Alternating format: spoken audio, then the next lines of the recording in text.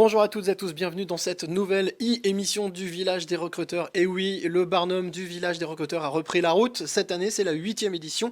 Et la troisième étape pour 2023, ce sera à Lille. Et je suis très heureux d'avoir en ma compagnie pour parler de la formation avec moi sur ce plateau en visio, en direct, deux invités. Sabrina Maleno, vous représentez donc le centre de formation IFOCOP. Bonjour à vous, Sabrina. Et puis, on ira Bonjour. aussi rejoindre Johan L'Hospital qui s'occupe, lui, de la SNCF Sûreté ferroviaire. Vous verrez, il y a énormément de postes à pourvoir, mais on viendra vers vous juste après. On va commencer avec Sabrina. Bonjour Sabrina. Bonjour. Alors, vous représentez donc le centre de formation IFOCOP. Peut-être, allez, en une ou deux phrases, IFOCOP, c'est quoi? Alors, IFOCOP est un centre de formation basé à Villeneuve-d'Ascq et nous accompagnons à la fois des demandeurs d'emploi et des salariés qui souhaitent se reconvertir professionnellement ou développer rapidement des compétences. Au-delà justement de ces salariés qui souhaitent se reconvertir ou se former, je crois que vous proposez aussi une formation en alternance pour les plus jeunes.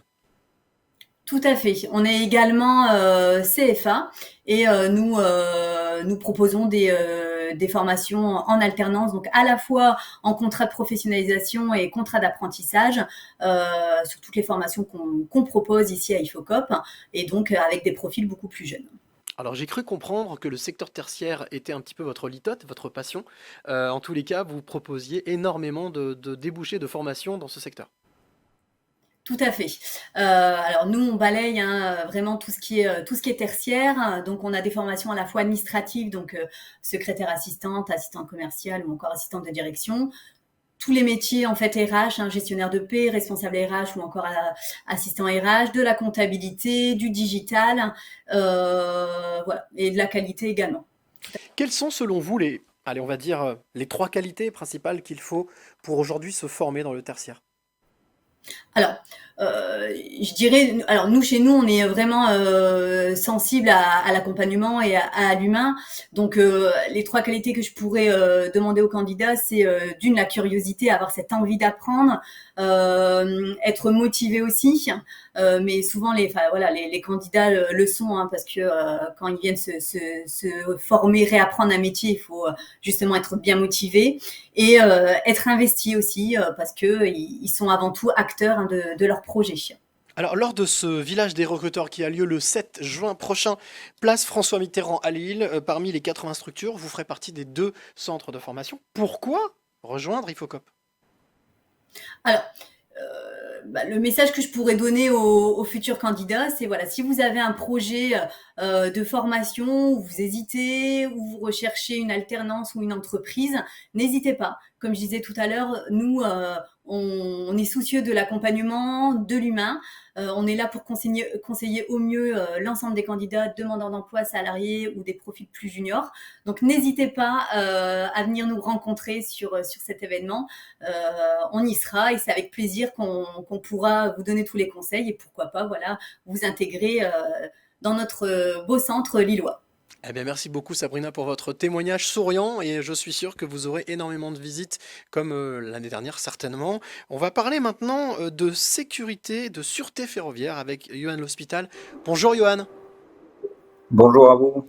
Alors, j'avais envie de dire avec vous, on va pas rigoler, mais si, justement, on peut quand même parler de sûreté tout en étant dans une bonne humeur et d'une franche camaraderie. Euh, vous vous occupez de la partie sécurité à la SNCF et ça recrute, vous cherchez du monde. Alors, on fait de la partie sûreté, parce que la sécurité va être liée par exemple, au fait d'éviter les accidents ferroviaires. Donc, on fait la sûreté, effectivement, la protection des biens des personnes. Et effectivement, on recrute activement sur cette année 2023, qui est une année charnière, avec dans l'optique, bien évidemment, les Jeux Olympiques de Paris en fil rouge pour l'été 2024.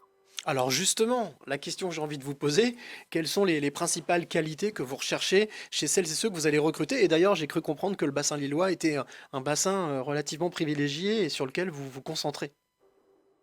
Effectivement, alors malgré qu'on est souvent sur une introduction et des postes qui vont avoir lieu en début de carrière essentiellement en région Île-de-France, on constate que le bassin lillois amène beaucoup de candidatures chez nous parce que les gens sont mobiles et on est quand même sur une région avec beaucoup de travailleurs et investis dans leur engagement. Et justement, les qualités premières qu'on va rechercher sont ces qualités d'engagement pour aller protéger les autres. Je reviens là-dessus sur ces protections de biens de personnes, avoir une bonne communication et une envie de faire un métier qui est engageant et qui va être vraiment tourné vers la protection d'autrui.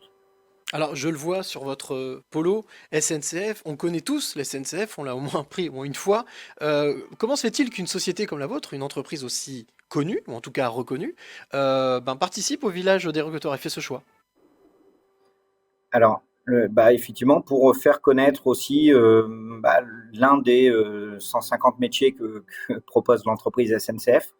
Souvent, on connaît la SNCF en tant que voyageur avec le conducteur, avec ce qu'on peut appeler le contrôleur, les agents du service commercial train, les agents de gare. Nous, on a un service un peu plus méconnu. Les gens ne savent pas réellement si on est vraiment partie intégrante de la SNCF ou si on est police nationale ou si on est des agents de sécurité. Et ben donc on vient vraiment à la rencontre des gens pour présenter ce métier et du service interne de sécurité qui est atypique parce qu'on est quand même un métier où on va quand même avoir le port de l'arme, on va être assermenté, on peut verbaliser les gens, on va pouvoir les interpeller, mais on a aussi toute cette dimension de relation client, de conseil, d'orientation qui est une part très importante de notre métier. Dernière question. Allez, quel message vous avez envie de faire passer à celles et ceux qui là vous voient et qui viendront certainement donc le 7 juin prochain, place François Mitterrand, pour participer à ce deuxième village recruteur de Lille et 8e édition? Comme message, je leur demande de prendre c'est quelques minutes, de 5, 10 minutes, 15 minutes d'échange avec les recruteurs qui seront sur place pour justement connaître et apprendre à connaître ce métier. Parce que on approche pas mal de diversité et on propose justement, même sur des gens qui n'ont pas d'expérience dans ces milieux de la sûreté sécurité, mais qui ni police ou gendarmerie ou militaire, mais qui veulent s'engager aujourd'hui, qui veulent se reconvertir de manière professionnelle. Nous, vous allez signer votre CDI et après vous allez rentrer dans notre centre de formation pour une formation où on va vous apprendre intégralement ce métier. Donc si le savoir-être est présent, l'envie est présente, et n'hésitez pas à envisager également votre reconversion professionnelle vers ce métier de la sûreté ferroviaire.